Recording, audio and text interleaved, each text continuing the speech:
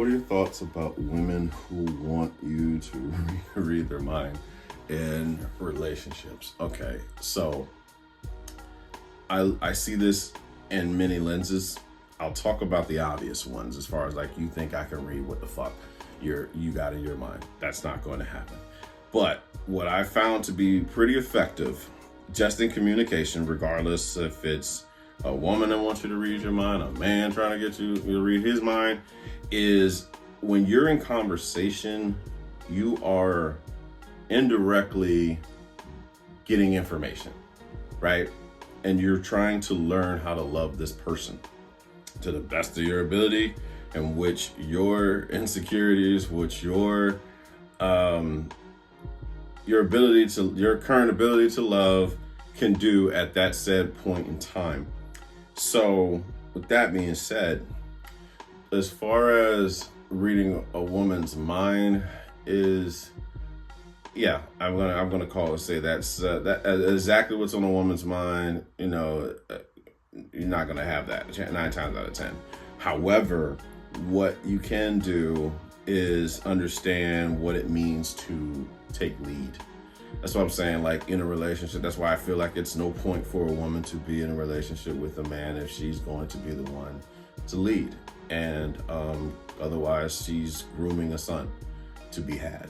But what I'm saying is like in relationships, in friendships, workships, situationships, whatever the fuck you want to call it, learn how to love that person.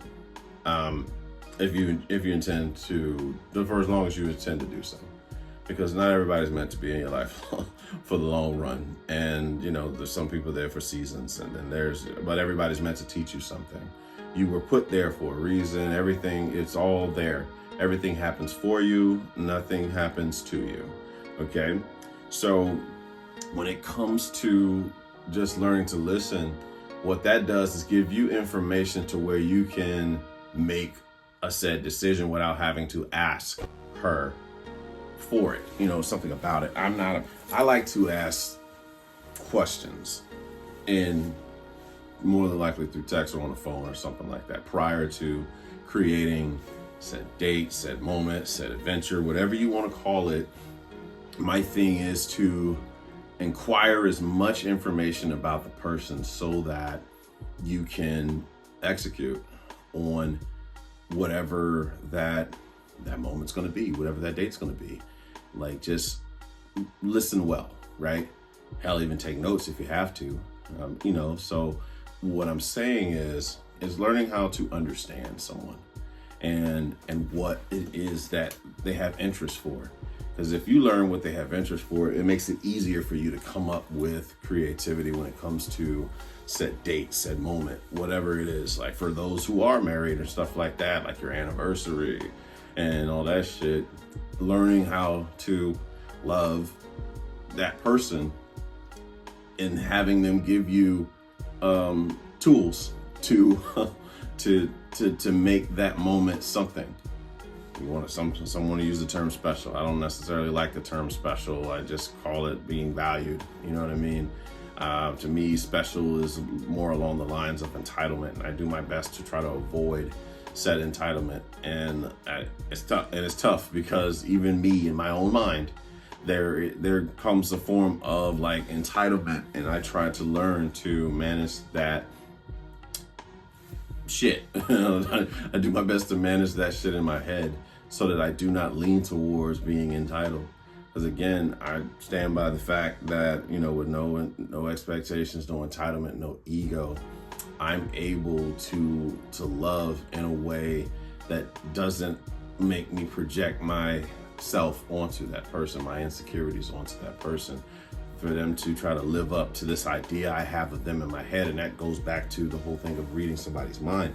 I don't have the script that you have in your head, what you thought I was going to do, what you thought I was going to say. So to assume that I knew this or whatever, that's poor communication.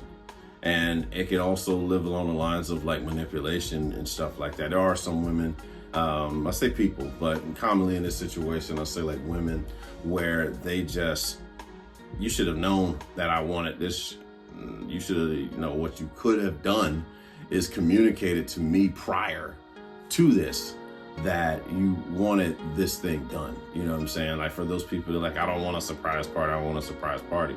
I don't want anything. I don't want anybody to do anything for my birthday. And then they do it. And then they don't do it for their birthday. And then they're upset.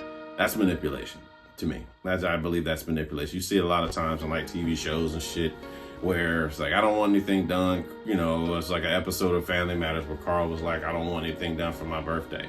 And then sure enough, his birthday comes, no one does anything, and then he throws a fucking tantrum and shit. It's TV, of course, and it's, you know, embellished a little bit as far as the situation goes. But I know that we've seen people, I definitely know that I did that for attention seeking in my lifetime, where I said I didn't want something when I clearly wanted it. How is that person supposed to know what the fuck I really mean if I'm alluding to the fact that I do not want this? I think a lot of us can do that, especially like with love, man.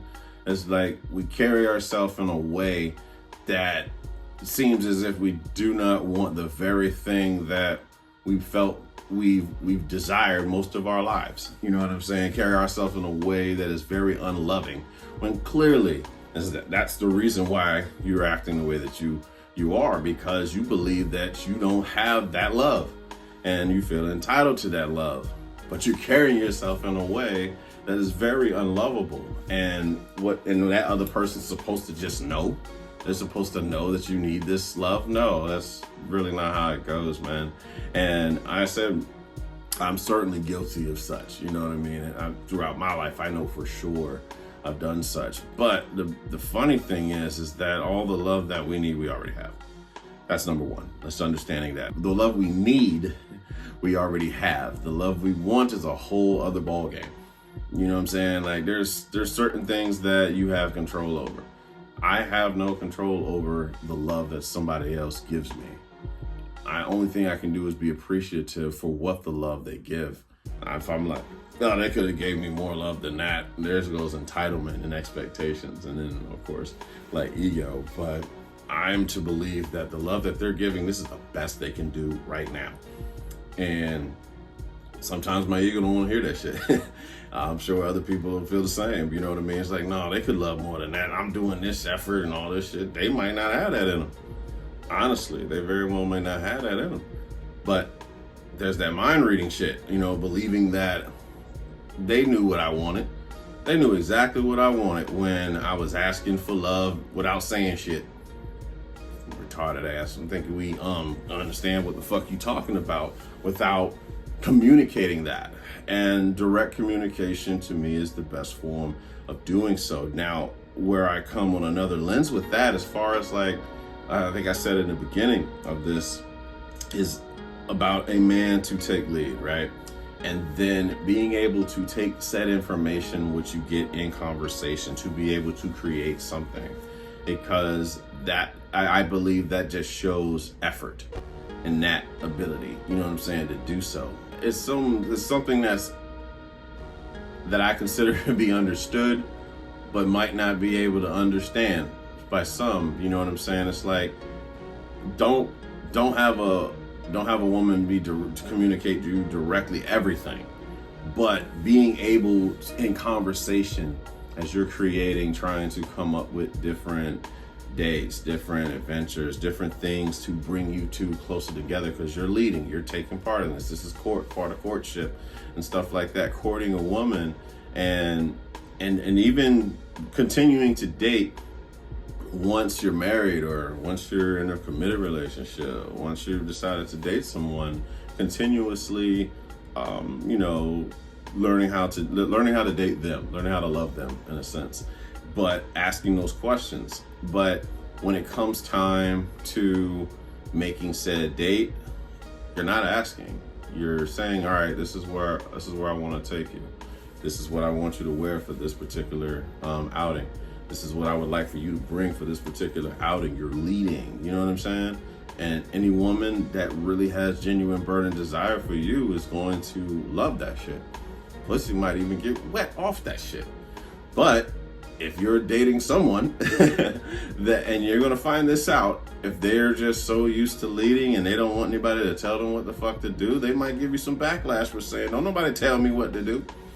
And that is a sign for you to walk the fuck away, because she's not able to be led.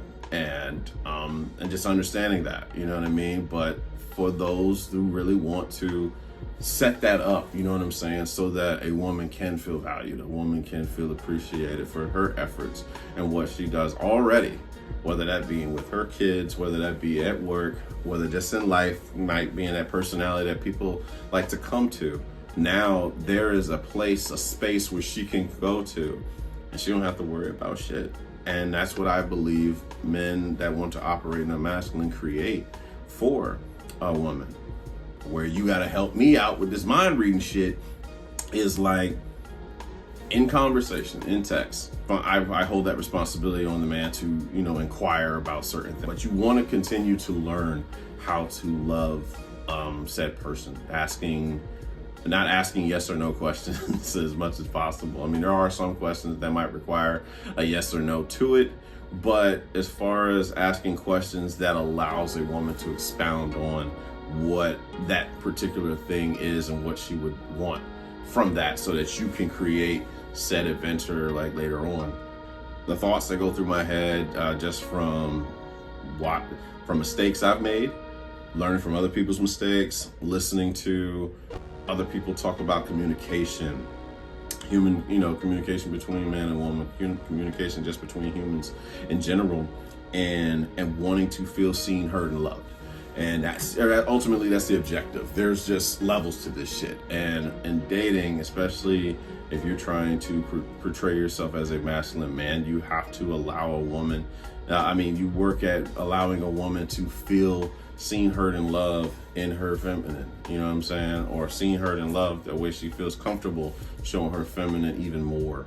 And yeah, so that's honestly what my thoughts on that whole thing as far as like mind reading goes. I'm not able to read your mind, but I do understand about taking initiative and effort as far as like creating said thing instead of you doing that. Like a woman that tends to create all the vacations for her family, and she's with she's married and all this shit.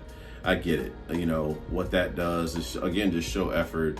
It shows that you want to be a part of this whole thing, and just understanding what that means. Now, keep in mind, for some of you that you may not have ever been shown that, and prior to getting to you, you did not know these things. Now, is that your responsibility? No, but just understand, if you want to be with that person, they can learn, but you have to allow them space to learn.